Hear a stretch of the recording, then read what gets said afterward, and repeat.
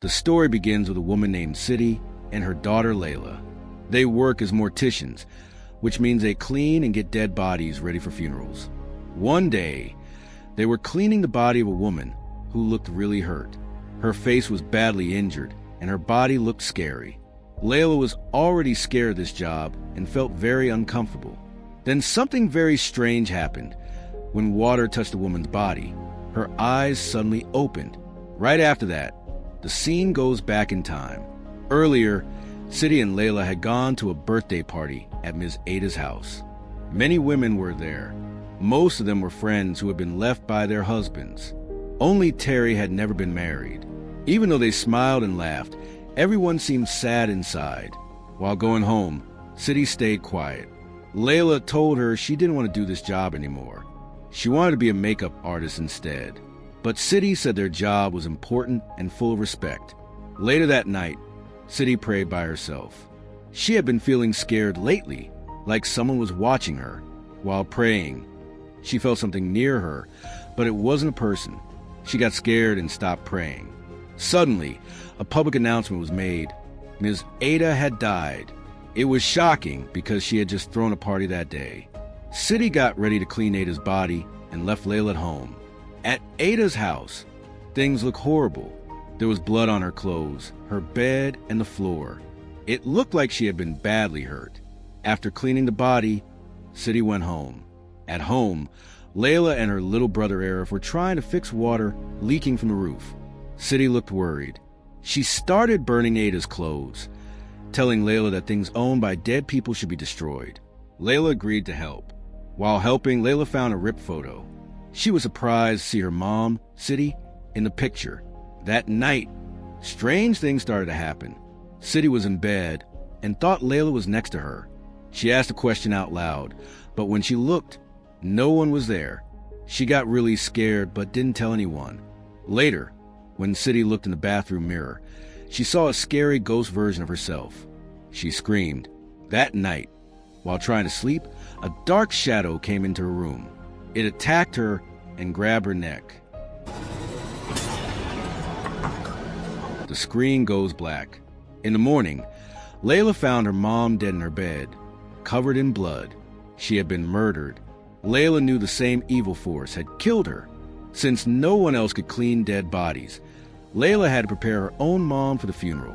When she poured water on City's body, her eyes opened, but Layla stayed calm. She gently shut the eyes and kept going. Then City's mouth opened wide, and Layla found a sharp wire inside. She took it out and kept it. After the funeral, Layla didn't burn her mom's things. She washed them and kept them because they reminded her of her mom. That day, one of City's friends came to check on Layla. They found her lying on the same bloody bed where City had died. Layla locked the door and didn't talk. The women started to feel that something strange was going on. All of them got together and talked about it. Terry said these deaths might be caused by a curse. She noticed that both women who died, Ada and City, had bloody bedsheets before they died. As they talked, one of the women got cut on a metal ruler. That evening, the women gathered to pray for City. During the prayers, Layla felt uncomfortable. Even though the room was full, she saw ghosts, City, Ada, and also the ghost of another woman who was still alive. Layla realized this woman might be the next to die. At home, Layla started seeing her mom's spirit. One time, she even saw her mom praying, even though she was dead. To calm herself, Layla started praying too. But then, something sharp hurt her foot. It was the same wire from her mom's mouth. When she looked at it, something grabbed her from behind. She was too scared to even scream. The story then moves to the next woman Layla had seen as a ghost. She was home with her son when she heard strange sounds from her wardrobe. She looked but saw nothing. As she turned to leave, the wardrobe burst open. She looked again, and suddenly, 2 ghost hands came out and strangled her. Her son saw everything as she started bleeding from her mouth. Just like the other women, with 3 women dead in 3 days, the police finally got involved. All the victims were close friends. The last woman's son didn't want to talk. He said he saw nothing strange and only wanted Layla to clean his mother's body. At home, Layla felt exhausted. She ignored everyone. Even when her friend came, she refused to go. But then, she saw the ghost of the dead woman asking for help. Just then, her brother Arif came, saying the woman's son was waiting. Layla finally agreed. While cleaning, she noticed weird red and blue marks. When she poured water, the body suddenly moved and hit her. She got scared but made the body lie down again. Inside, she found a sharp wire, like the one from her mom's body. The woman's eyes kept opening, and Layla heard her voice asking for help. Now, Layla believed these women didn't die by accident. Something evil was happening. The next day, she told the woman's son what she found. He already knew. He had seen his mom's death. Before dying, she screamed a name, Noor. That changed everything. He showed her an old photo with Sidi, her friends, and Noor. Layla now felt sure Noor was behind it. But Noor was already dead. How could she be involved? Layla went to Aida's grave and dug it up. She found another sharp wire inside. It proved all the deaths were connected, and Noor was the key. As Layla stood there, ghosts appeared. Scared, she ran away, leaving the grave open. Next morning, the village talked about the disturbed grave. Layla went to Aida's house and found more photos of Noor in the background. Terry, the only unmarried friend, showed up. When asked about Noor, she acted strange, screamed, and ran off, but later returned like nothing happened. Layla wondered, was she possessed? At home, Arif found Layla's digging tool and got upset.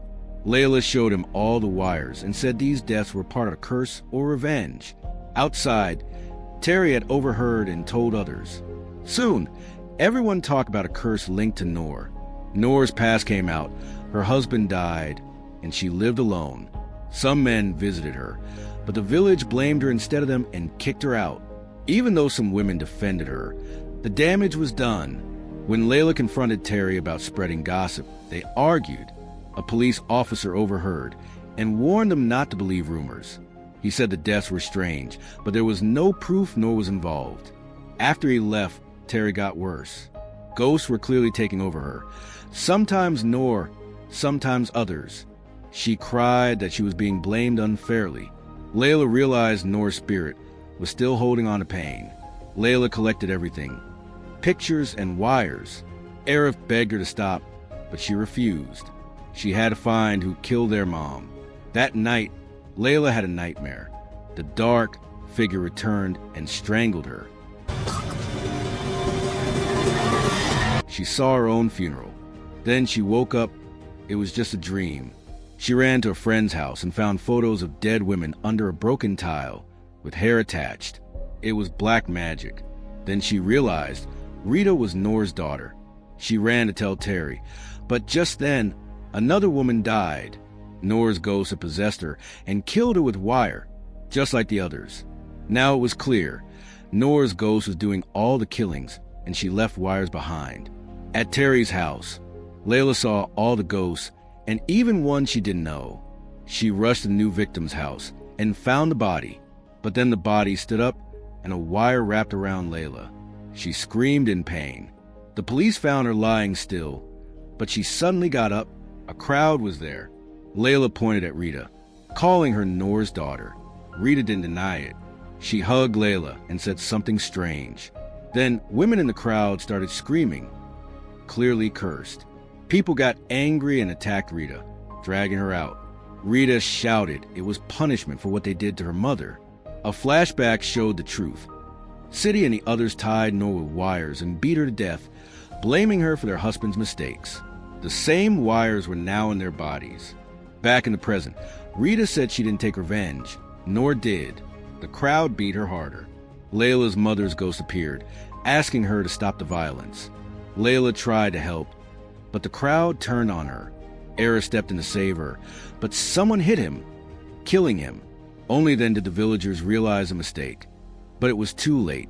Rita also died. Layla was left alone, broken and grieving. In the final scene, she is seen preparing a body, just like her mom once did. She found a hidden pin in the skin. The curse wasn't over. Just like Noor, Rita had continued the revenge after death. And that's how the haunting story ends. Thank you for watching. Please do leave a like and subscribe to Movie Nexus. I will see you in another video.